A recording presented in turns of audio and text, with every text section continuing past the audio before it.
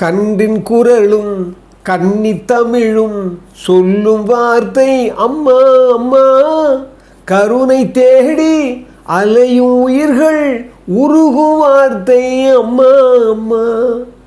எந்த மனதில் பாசம் உண்டோ அந்த மனமே அம்மா அம்மா. இன்ப கனவை அள்ளித்தரவே இறைவன் என்னை தந்தானம்மா. என் பொன்மணிகள் ஏன் தூங்கவில்லை? அற்புதமானவர்கள். எந்த மனதில் பாசம் உண்டோ அந்த மனமே அம்மா அம்மா. கண்ணின் குரலும் கன்னி தமிழும் சொல்லும் வார்த்தை அம்மா அம்மா. அற்புதமான கவிஞர் கண்ணதாசன் பாட்டு. இந்த பாட்டை ஏன் சொல்கிறேன்னு உங்களுக்கு இப்போ தான் புரியும். ஏன்னா இந்த படத்தை பற்றி ஒரு முக்கியமான செய்தி சொல்ல போகிறேன். அதாவது புரட்சித் தலைவர் எம்ஜிஆர் பாருங்கள், நான் அடிக்கடி சொல்லுவேன் நண்பர்களெல்லாம், ஒரு கலை உள்ளம் இருக்கிறவங்களுக்கு தான் நல்ல படங்களெல்லாம் வெளியே வரும். ஒரு படைப்பாளி ஒரு கலை உள்ளமாக இருக்கணும், குழந்தை உள்ளமாக இருக்கணும், பண்பு உள்ளவனாக இருக்கணும். அந்த மாதிரிலாம் பண்பு இருந்தால் தான் கலை வாழும். இன்றைக்கி இருக்கிற உலகத்தில் இந்த பண்பெல்லாம் எதிர்பார்க்க முடியலை. நல்லவர்கள் அருகி போயிட்டாங்க. இன்றைக்கி ரைட்டர்ஸே உங்களுக்கு தெரியும், சினிமாவில் ஒரு காலத்தில் ரைட்டர்ஸ் நிறைய இருந்தாங்க, இன்றைக்கி ரைட்டர்ஸ் இல்லை.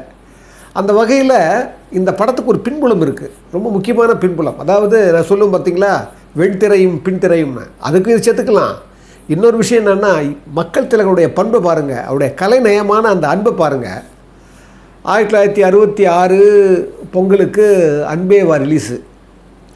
அதுக்கப்புறம் ஏசி திருலோகச்சந்தர் ஐயா எம்ஜிஆருடைய காம்பினேஷனில் ஒரு படம் பண்ணலான்னு ஒரு ஒரு முயற்சி பண்ணுறாங்க. அப்போ திரு விசி கோகநாதன் இப்போவும் இருக்கிறாரு, அவரை பற்றி கூட நான் பதிவு போட்டேன். முகராசிலாம் கூட ஒரு அசிஸ்டண்ட் ஒர்க் பண்ணார். அது மட்டும் இல்லை, புதிய பூமின்னு படம் தயாரித்தார். எம்ஜிஆர் தான் சாணக்கியா கட்ட அசிஸ்டண்ட் அவரை வந்து சேர்த்து வச்சார். அவர் தான் அவர் பெரிய வழிகாட்டியாக இருந்தார்னு நிறைய சொல்லியிருக்கேன். அவர் வந்து என்ன பண்ணுறாரு, அப்போ இந்த காம்பினேஷனில் ஏசி திருலோகச்சந்தர் எம்ஜிஆர் நடிக்கிற ஒரு காம்பினேஷனில் ஒரு படம் எடுக்கணும்னு சொல்லி ஒரு கதை சொல்கிறார் எம்ஜிஆர்கிட்ட. எம்ஜிஆர் அதை உள்வாங்கிட்டார். வாங்கிட்டு என்ன பண்ணுறாரு பாருங்கள், எவ்வளோ பெரிய உள்ளம் பாருங்கள் எம்ஜிஆருக்கு சொல்லி. அவர் அந்த கதையை வாங்கிட்டு அவர் யாருக்கு சொல்கிறாரு, நடிகர் திலகம் சிவாஜி கணேசனுக்கு ஃபோன் பண்ணுறாரு.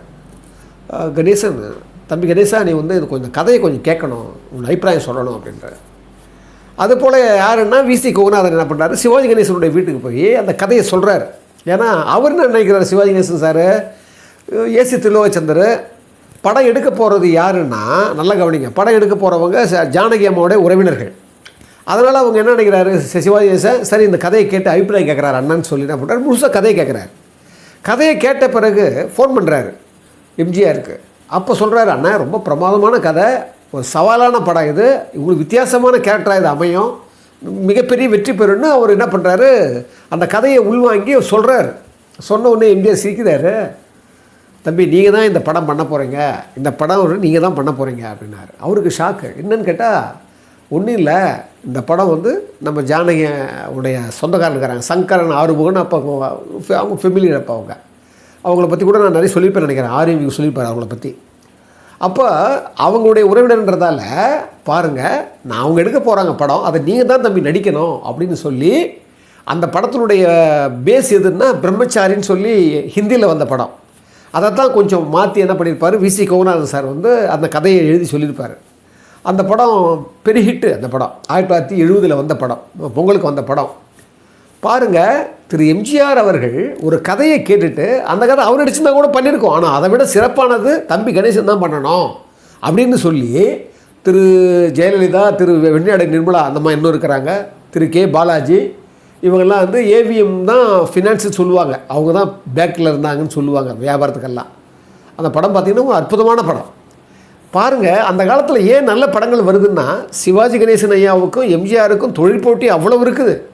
வெளியே அவ்வளோ அடிச்சுக்குவாங்க ரசிகர்கள் எல்லாம். ஆனால் அதே சமயத்தில் இவங்க அந்த மற்ற மாதிரி அவங்களுக்கு கூடவும் கூடாதுன்னு நினைக்கிறவங்க, அவங்களுக்கு முன்னால் அந்த அந்த உறவு கூட அதிகமாக காட்டிக்க மாட்டாங்க. ஏன்னா அது வேறு மாதிரி, இவங்க உறவாக இருந்தாங்கன்னா அது அவங்களுக்கு ஒரு பிரச்சனையாக இருக்குன்றதுக்காக ரொம்ப அது ஒரு கத்தி மேல் நடக்கிற மாதிரியே அவங்க அந்த அந்த உறவை வந்து அவங்க வளர்த்துக்கிட்டாங்க. யார், சிவாஜி கணேசன் அவர்களும் எம்ஜிஆர் அவர்களும். இதில் குறிப்பிட வேண்டிய விஷயம் என்னென்னா, நான் சொன்ன பாருங்கள், அந்த முதல் பாடல், அந்த படத்தில் எல்லா பாட்டுமே இட்டு. நான் தன்னந்த நீ காட்டு ராஜா படம் பெரிய, அந்த பாட்டெல்லாம் கேட்டிங்கன்னா நான் நிறைய சொல்லியிருக்கேன். அதனுடைய வாலிசார் எழுதுகிற பாட்டு ஒரு பாட்டு இருக்கும், அதெல்லாம் சொல்லியிருக்கேன். என்னென்னா பாருங்கள், ஒரு கலை, ஒரு நல்ல படம் எப்படி வரும்னா, இந்த மாதிரி இவருடைய கதையை கேட்டு அதுவும் தீர்மானிக்கிறதுல மன்னர் எம்ஜிஆர். உங்களுக்கு தெரியும் அவருடைய சாங்குடைய டியூன் செலக்ட் பண்ணுறதுலேருந்து, ஆர்டிஸ்ட் செலக்ட் பண்ணுறதுலேருந்து.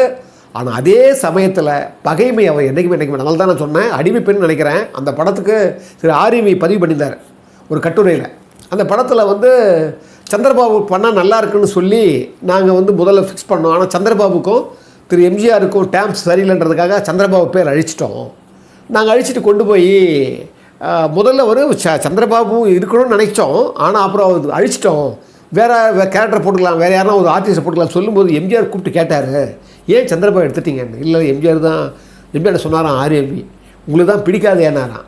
எனக்கு தாங்க பிடிக்காது, மக்களுக்கு பிடிக்கும், அப்படி பார்க்கக்கூடாதுங்க, நீங்கள் அவரை போடுங்க, சந்திரபாபு கிட்ட நீங்கள் மூவ் பண்ணுங்கள் அப்படின்ட்டாரான் எம்ஜிஆர். பாருங்கள் எவ்வளவோ சண்டை அவங்களுக்குள்ளே தெரியும் உங்களுக்கு, அந்த மாடி வீட்டு பிரச்சனைங்க. நான் அது கூட பதிவு போடணும், முக்கியமான பதிவு அது. பாருங்கள், அப்படி இருந்து கூட அந்த பகைமையை நினைக்காம கலை வாழணும், கலைக்கு யார் முக்கியம் அவங்கள தான் அவங்கள போடணும், அதுக்கு சரியான இது தேர்ந்தெடுக்கிறதுல அப்படிப்பட்ட ஒரு மன்னராக அவர் இருந்தார். அதனால தான் பகை நட்பா கொண்டொழுகும் பண்புடையாளன் தகைமைக்கண் தங்கிற்று உலகு அப்படின்னுவார் ஐயா, பகைத்திறம் தெரிதல்ல 88வது அதிகாரம். இது அடிக்கடி மாப்பூசியை சொல்லுவார். அப்படிப்பட்ட குணம் உள்ளவர் ஒரே ஒருத்தர் எம்ஜிஆர் தான்வார். பகையே நட்பாக மாற்றக்கூடிய வல்லமையும் அந்த அன்பும் அந்த உண்மையும் கருணையும் அவர்கள் தான் இருக்குது அப்படின்னுவார் அடிக்கடி. இது ஒரு நிகழ்வு, இது எங்கள் மாமா. இதுக்கப்புறம் ஒரு நிகழ்வு வருது பாருங்கள். இது என்னோட நண்பர் வித்யாசாகர்னு ஒரு இயக்குனர் தயாரிப்பாளர். அவர் ஒரு சின்ன பட்ஜெட் படம்லாம் எடுக்கிறவர். அவர் ஏற்கனவே எனக்கு ஒரு 3-4 மாதத்துக்கு முன்னால் ஃபோன் பண்ணி சொன்னார், ஐயா உங்க கூட ஒரு தகவல் சொல்லணும், ஒரு அற்புதமான தகவல். திரு வியட்நாம் வீடு சுந்தரம் இருக்கார் பாருங்கள், அவர் என்கிட்ட நேரடியாக சொன்ன தகவல், ரொம்ப அற்புதமான தகவல் அது, நீங்கள் நிறைய பண்பை பற்றி போடுறீங்க எம்ஜிஆர் பற்றி சொல்லி அவர் சொன்னார். அப்போ என்னங்க அப்படின்னு சொல்லும்போது சமீபத்தில் கூட வாட்ஸ்அப்பில் அவரே ஒரு பதிவை போட்டிருந்தார். அப்போ அவருடைய ஏற்கனவே எங்கிட்ட ஒரு 6 மாதம் இருக்க சொல்லி அப்போது சொன்னார், நான் ஒரு தடவை பேசிகிட்டு இருக்கும்போது அவர் சொன்னார், அதாவது நாங்கள் வியட்நாம் வீடு படம் பெரிய ஹிட் ஆகிடுச்சு.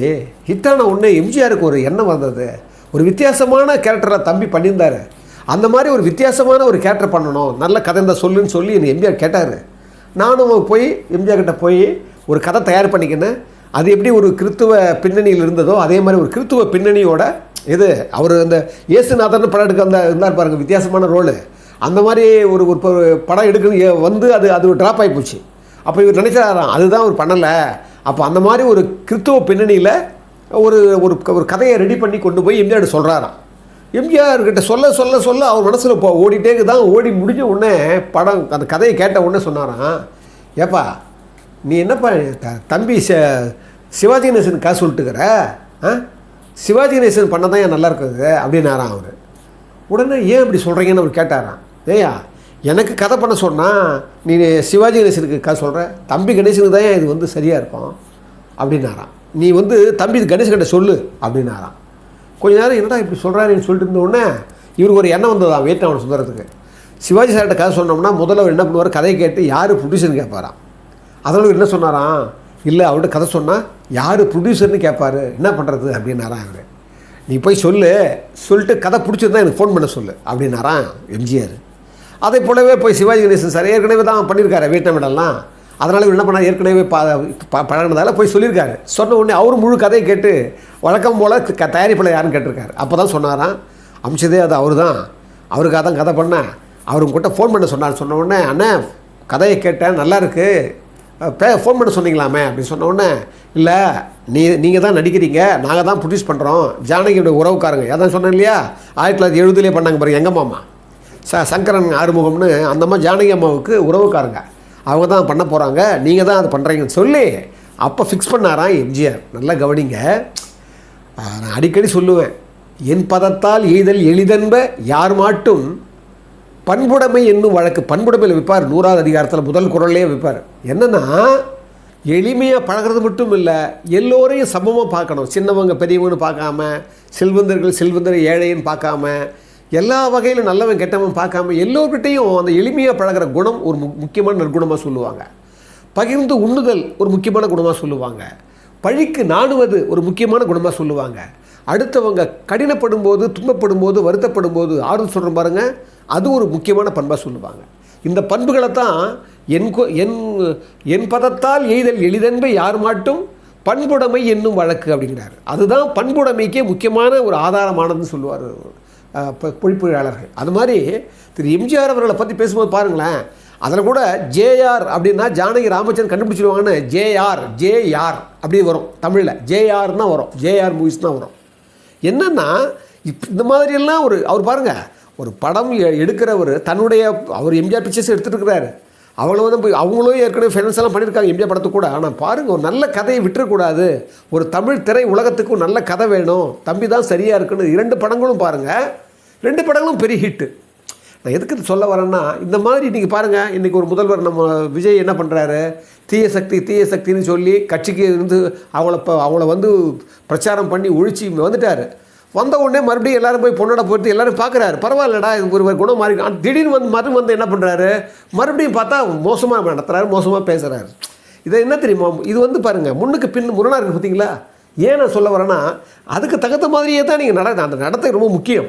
அப்போ என்னென்னா எல்லோரும் இப்போ அவர் வந்து பரிகசிக்கிறாங்க. என்ன காரணம், ஒன்று நீங்கள் பகைவர்களை நீங்கள் பயமாக பாருங்கள்.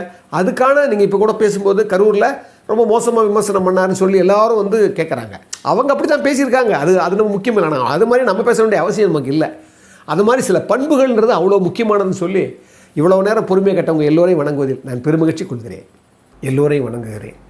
இந்த தமிழ் தீக்கு நல்லவர்களெல்லாம் ஆதரிக்கிறாங்க, அது ரொம்ப பெருமையாக இருக்குது எனக்கு.